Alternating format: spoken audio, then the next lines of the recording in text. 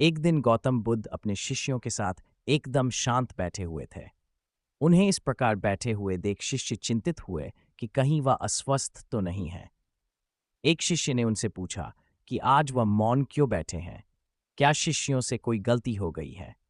इसी बीच एक अन्य शिष्य ने पूछा कि क्या वह अस्वस्थ हैं? पर बुद्ध मौन रहे। तभी कुछ दूर खड़ा व्यक्ति जोर से चिल्लाया, आज मुझे सभा में बैठने की अनुमति क्यों नहीं दी गई है? बुद्ध आंखें बंद करके ध्यान मग्न हो गए। वह व्यक्ति फिर से चिल्लाया, मुझे प्रवेश की अनुमति क्यों नहीं मिली? इसी बीच एक उदार शिष्य ने उसका पक्ष लेते हुए कहा कि उसे सभा में आने की अनुमति प्रदान की जाए। बुद्ध ने आंखें खोली और बोले, नहीं, वह अछूत है, उसे अजिया नहीं दी जा सकती।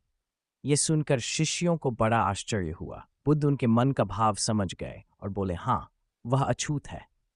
इस पर कई शिष्य बोले, हमारे आश्रम में जात पात का कोई भेद ही नहीं, फिर वह अछूत कैसे हो गया? तब बुद्ध ने समझाया, आज वह क्रोधित होकर आया है। क्रोध से जीवन की एकाग्रता भंग होती है। क्रोधी व्यक्ति प्राय मानसिक हिंसा बैठता है, इसलिए जब तक वह क्रोध में रहता है तब तक अछूत होता है। इसलिए उसे कुछ समय एकांत में खड़े रहना चाहिए। क्रोधित शिष्य भी बुद्ध की बातें सुन रहा था। पश्चाताप की अग्नि में तप कर वह समझ चुका था कि अहिंसा ही मनुष्य का महान कर्तव्य व परम धर्म है।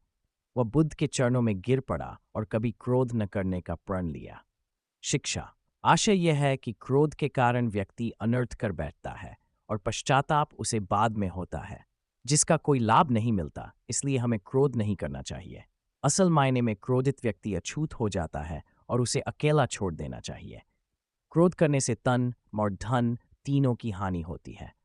क्रोध से ज्यादा हानिकारक कोई और वस्तु नहीं है।